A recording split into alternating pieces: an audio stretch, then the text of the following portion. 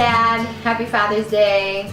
For Father's Day, I thought instead of buying you a gift that might be kind of petty, like a tie or something like that, I would tell you some of my favorite memories of you, or memories that stick out of you raising me, and give that to you as a digital Father's Day gift.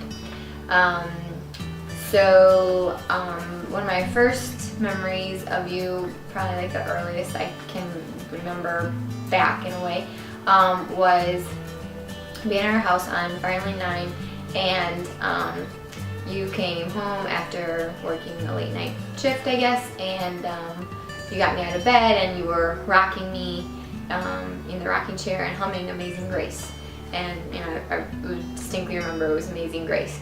And probably because it's kind of the song you know the best, maybe, but I just think that's a really like tender memory and something that I like cherish, and something I want to do with my kids someday. And another memory I have of you kind of in the early years is I remember someday, I don't remember when, but Mom wasn't there. Mom was away or gone or something, and it was just us. And since we were homeschooled, it was a weekday, and you took us to this like trout stream. I think there was like rainbow trout, and like it was the time of the year. It was like springtime or early spring, and the trout are like jumping out of the lake, trying to swim upstream. And I just remember that was a really fun day. That was like just Dad's taking us out, and it was all three of us, and it was just no Mom, and I don't remember if we like did anything like eat things we shouldn't or whatever, but it was just like a really fun day, and like it was a special thing. I think you surprised us with it, and that was just like a cool trip, something I think about fondly. Another kind of like similar memory is when you took us, again, I think it was like a surprise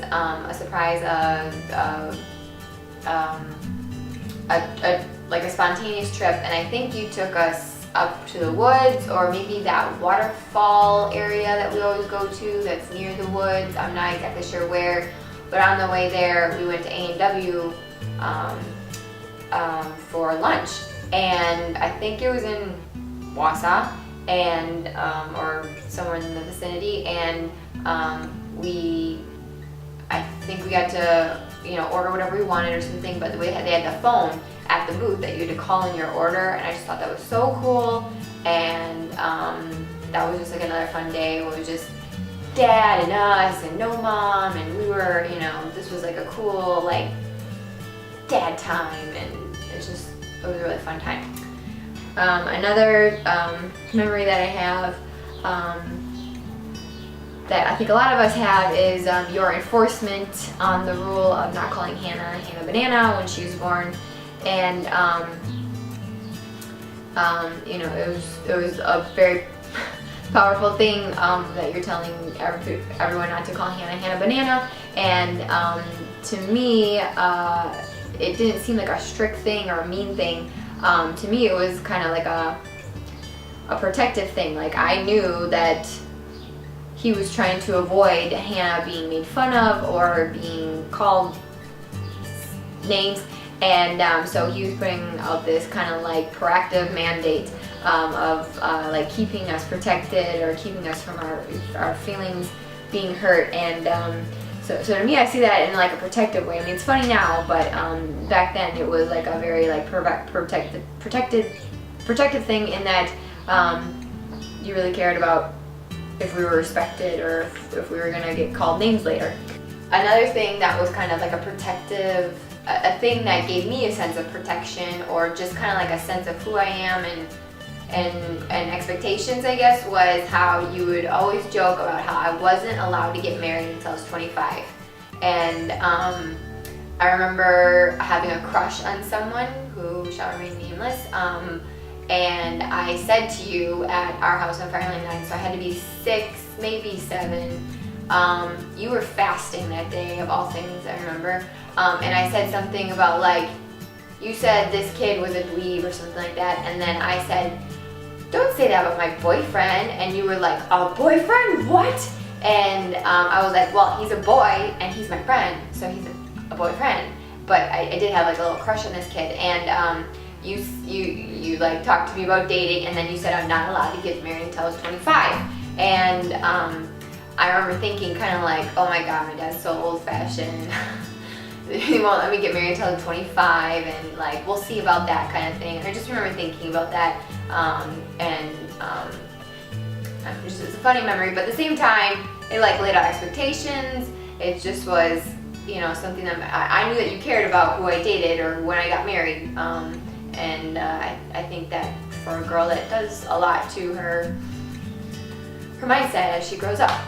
So another memory I have of you was our trip out west to Colorado and Arizona, and even though it's a big like family memory, there's a lot of you in it. One, in that you were a big impetus in getting us there, choosing that location and all that, and then also you were really supportive of all the stuff that we learned in preparation for that trip. You were listening to the books on tape with us. You were learning about the history that we were learning about. You were really like involved, really supportive of this stuff. So our whole family came to that, went on that trip with the same mindset. And also you were our chauffeur. You drove us everywhere, and we had a lot of driving incidents, you know, where we could have all died. And those are really good memories, and it was just a really great time, and you were a big part of that. Progressing on in life, another big memory I have of you is doing hunter safety with you, and that was not always the funnest for me, but I remember when we had like field training, and we went to the range and we shot in the range, and there I was. There was a lot of like boys with their dads. And it was me, a girl with my dad, and there I am with these guns, and I just felt really cool, and I was like, here's my dad, he knows what's going on, he's shooting guns, and I'm gonna shoot guns with him, and like, this is really cool. And then the way that they would throw up those cabbages, and I had that rifle with the sights, and you know, I don't know if I have like a good shot or anything, but they would shoot the cabbages, and I would shoot them, and you were like impressed with that. You were like, yeah, Missy, she's shooting the cabbages, da da da. Like you said like words of affirmation, and it was like really powerful. I was like, yeah, I got a good shot. My dad said I do because I can shoot cabbages. So that was something that like, you know, made me well up with pride because you liked what I did. Another memory that I have of you is hunter safety, when we took hunter safety together, and I didn't always love it, but I really loved the field training day when we were at the range, and we were doing bow and arrow, and then we were also doing, we were shooting the guns, and I just felt like really cool being there with my dad at the range. There was all these like kids with their dad, or like boys with their dads. There wasn't a lot of girls there, and I was there with my dad, and we were shooting guns, and that was like really cool. And then when I got that rifle with the sights, and I was shooting those cabbages being launched in the air, and I was getting them, that just made me feel really cool. And the fact that you were really like happy that I was shooting these cabbages in the air and blowing them up, and I don't know, it just was like I felt like you were proud of me, and I was proud that I was shooting these cabbages. It was just a really good time with another huge memory of you was going to Europe, and again, I feel like you were a big impetus in getting us to Europe, and of course paying for it. And again, like as we would learn about everything when we went to Europe, I mean, you were a big supporter of us learning about all that.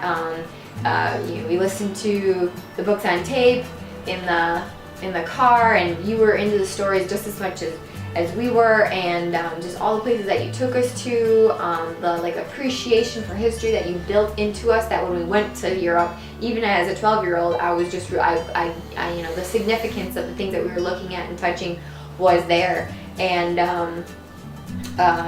like Europe has so many great memories. Another really great collage of memories that I have of you is quizzing. Quizzing was a huge thing for our whole family, but you were my coach, so that was huge, because any good quizzer can't quiz well unless they have a good coach. And you were someone who like prayed about the teams, who approached quizzing with a spiritual mindset. You knew there's bigger things going on than just winning, although we did really like to win, but then so there's a spiritual aspect that you brought to it, and then two, there was like the strategy that you brought to it, and the competitiveness, and I really like that. I think a lot of people, well, I think most, our family really thrived on that competitive edge, and it was just a really good time. Things like smile nod time, and things like if you can't run with the big dog, stay on the porch, that kind of stuff was brought up then in quizzing, and that was like really fun. Like there was so many great memories that I have of quizzing, and like I said, a big part of those memories are you, because you were my coach. The last memory that I wanted to mention real quick was maybe something that doesn't really stick out, but it's a specific time. It's my graduation party, and from high school, and we had it at the house, and we were like all ready to kind of like kick off the party officially, and there were maybe like 20 people there so far. You know, everyone hadn't even come, and we were gonna eat now, and we were gonna pray. And before you prayed, you said, "Hey, I want to just kind of talk about Melissa real quick, and before we eat." And you like kind of talked about from like when I was really young to like who I'd become by the time I graduated. And I just remember like that just really sticks in my mind as like a time where I felt like you were really proud of me, and it was just like you like really cared, or it was just like a powerful time in my mindset. I'm not sure what it does like emotionally for me, but it was just a really powerful time. So I want to thank you for, you know, all these memories and all the years of investment and prayer and teaching, and I love you. You are the best dad in the world. So thank you, and happy Father's Day.